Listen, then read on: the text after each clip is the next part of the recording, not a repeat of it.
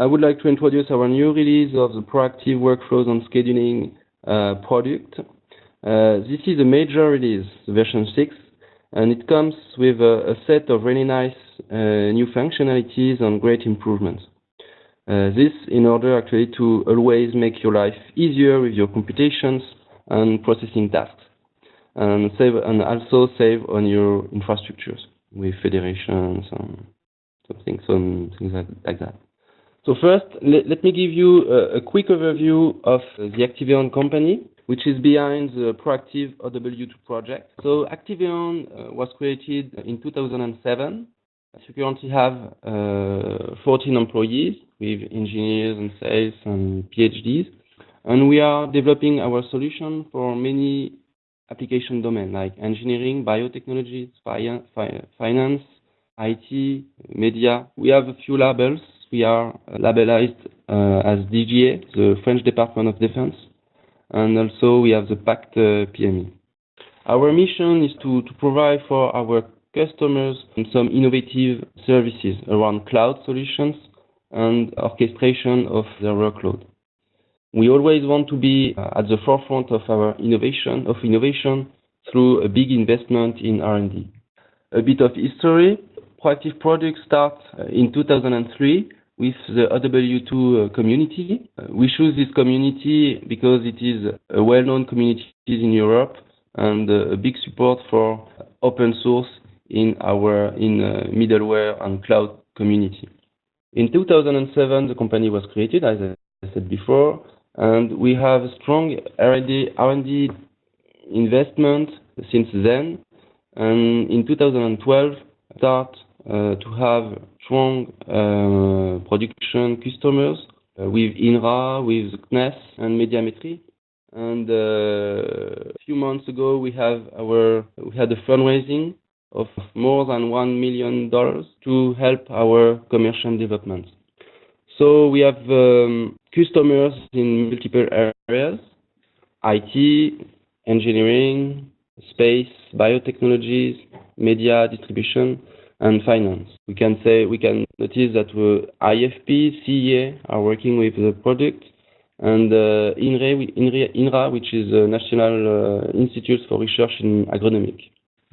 So now let's come to the technology. So we have an innovative technology which rely on 3 layers of the infrastructure. So resources, we can aggregate, federate any kind of resources from desktop machines, clusters, and public clouds or virtual environments. You can integrate Linux machines, macOS, Windows machines. We have interfaces with the VMware environments, OpenStack, CloudStack, and we can also aggregate resources from public clouds like Microsoft Azure, Amazon EC2, or Numergy in France. On top of that, we have a scheduling component which allows you to execute your workflows, any kind of activities like computational activities, data analysis, even any kind of automation, I would say. And to build your workflows, we have a workflow component which will allows you to build, to design your workflow, and the data management which is associated to your workflow. So this is the ProActive Workflows and Scheduling project.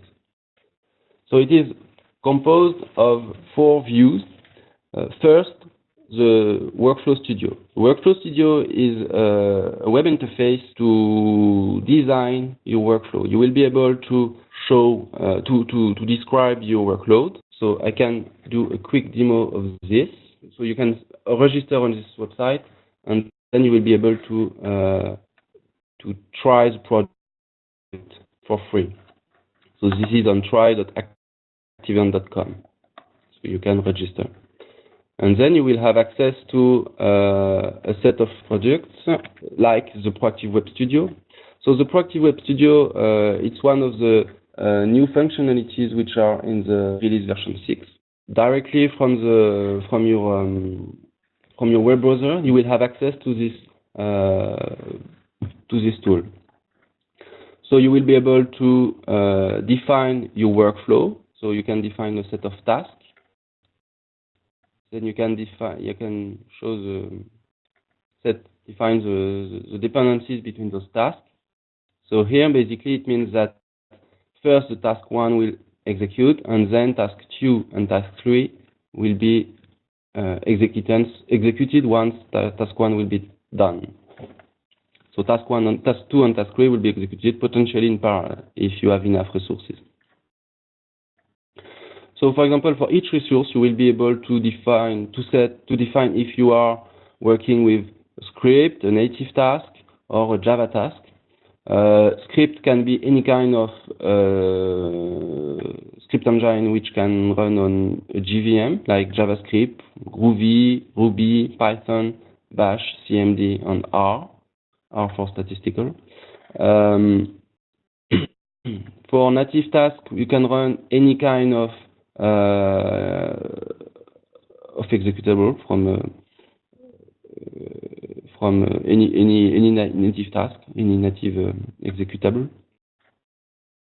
And a Java task for any, you can define a class to execute for your Java applications. For each of those tasks, you can set parameters. You can add some parameters to run the application. Also, you can define, you can interface with the data management. So, for example, you can set which are the files which are needed by this task, and which are the files which will be the result of the task. A nice thing is that you can have now templates, so you can define your own workflows and put them into this list, so you can have templates of your mostly used workflows. So we have a set of them by default, like distributed peak computation. This is an example. And we have also templates for typical structures, like job with data management. So you can have an example of how data management work with this workflows. You have templates for conditional structures. So here you have a conditional task, and if the result is true, we go into this task. If the result is false, we are going into this one. And in any case, then we will go to the continuation task.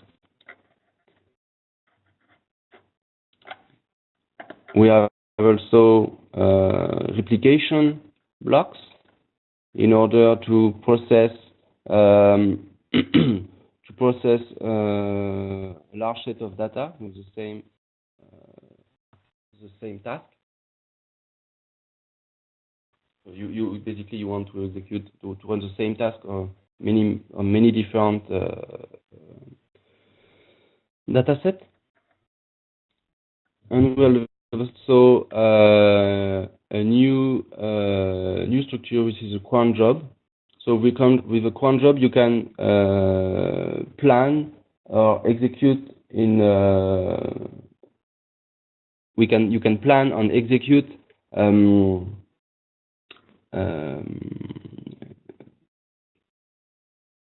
Can plan and execute your task according to a cron standard cron definition. So from this tool, I will start from a new worksheet. From this tool, we can see a workflow, and we can connect to our platform, to a ProActive workflows and scheduling platform.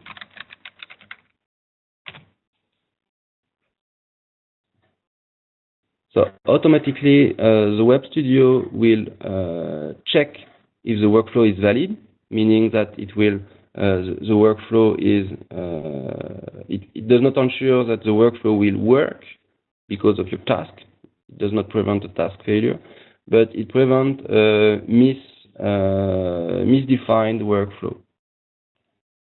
So then you can execute the workflow, and it will be submitted to the scheduler. If you click here, you will have access to the scheduler interface, and you can see your job here. Okay, and we have a visualization.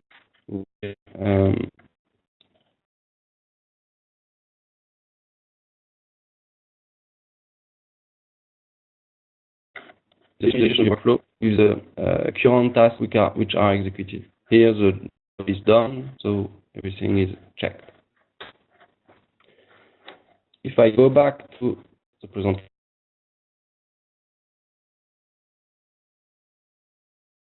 the workflow can be used to define all your workflows, but behind this we also have the workflow format is XML, so you can define in your application for integration purpose. You can define from your application the creation of an XML file of a workflow as an XML file, and then submit this file to the Workflow Studio.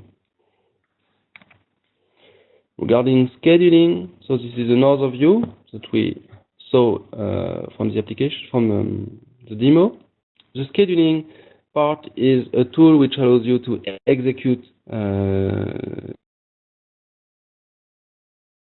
your workflows.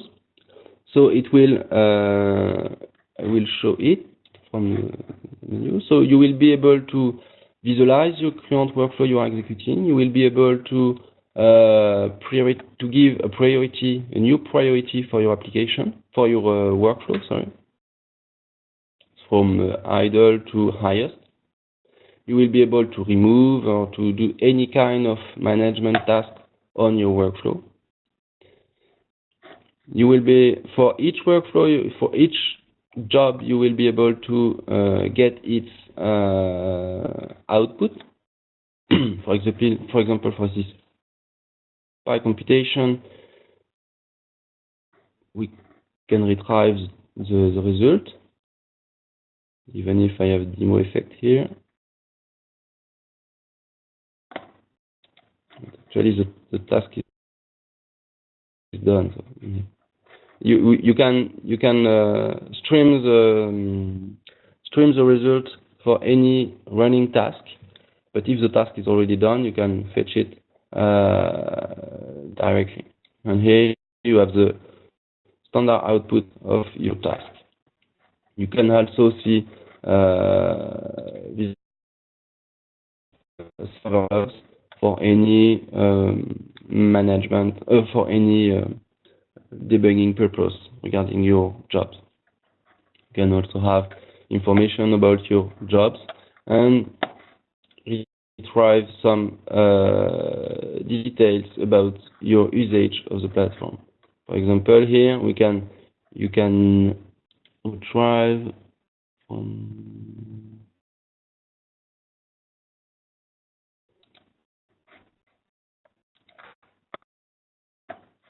you can retrieve some usage details regarding your usage of the scheduler,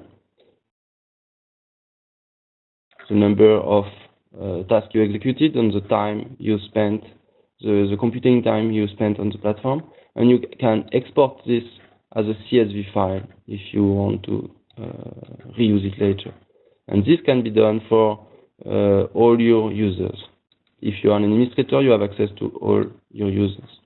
If you are not an administrator, you will only have access to your own usage. So this is the scheduling interface. Regarding the monitoring, so you can all your tasks will be executed on resources, and those resources will be monitored. So you will be able to know about what happened on the machine when your task was executed. So we can view this directly here. web application. So from this view, you have the list of all your resources you have access to. You can federate any kind of resources, like I said, from desktop machines to clusters on clouds, public clouds or private clouds.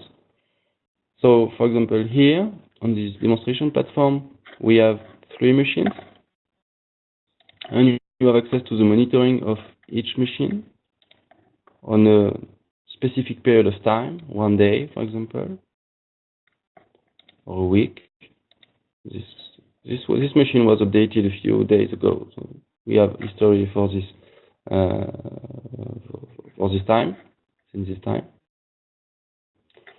We have also you can retrieve information about the memories, file system, network usage, processes, file system, like the list of processes which are running on the machine, the file system.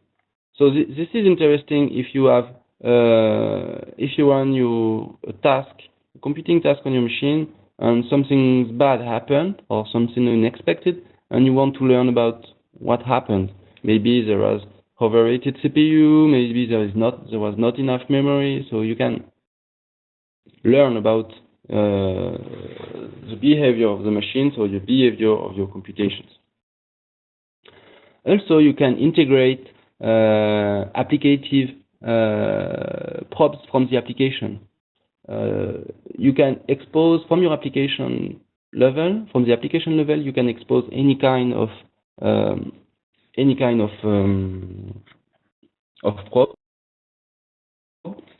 through the GMX protocol, or with a REST API, or through a simple flat file. You just put the value of your probe inside a file, and the system can expose it directly from this interface. Also, if for integration purpose, you can retrieve all those monitoring informations from an API, from a REST API, or a GMX API. If we now go into resource management, so this is the top part of the interface. So you can, on the left side, we have a hierarchical view of your resources, and on the right side, this is the same view but in flat. And you can see here that I have a set of machines. Here, each circle is a representation of a core.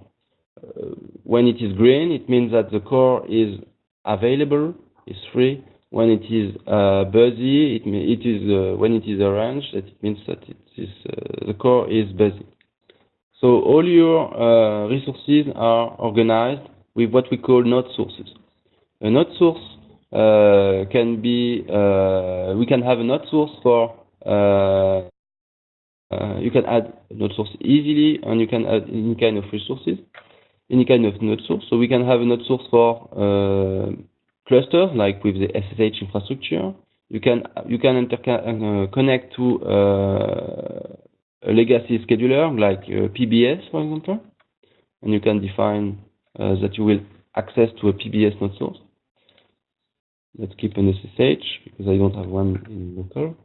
And then on this node source, you have to you can apply a policy, a usage policy. When I want to use my resources, this can be static. It means that the resources will be available will be always available. This can be according to a time slot. So maybe I just want to acquire the resources during a specific period of time, for example, only at night or only during the day for desktop machines. And it also the policy can also define usage according to the scheduler load. I want to use my resources only if the scheduler is overloaded. This is quite useful, for example, for bursting resources. If I have a process which require a lot of resources, I can acquire resources from external infrastructure like a public cloud or another facility in my company, and I can burst my computation on those resources. And then when my computation is done, I can automatically release those resources. And this is monitoring. So about the services which are behind this product, Activeon can offer you some support on-site or remotely to set up the system, and offer you some trainings to help your teams to learn to work with the product. We can also provide some consulting to help you to design your architectures, because we have a strong background with distributed environment on HPC environments, and we can also provide some. We can also do some developments if you want, for example, to integrate the ProActive solution inside your existing application or existing environment. And finally, we can also provide the solution as a software as a service in a hosted and managed environment. Thanks to attend this webinar, and I'm free to answer any question. Thank you.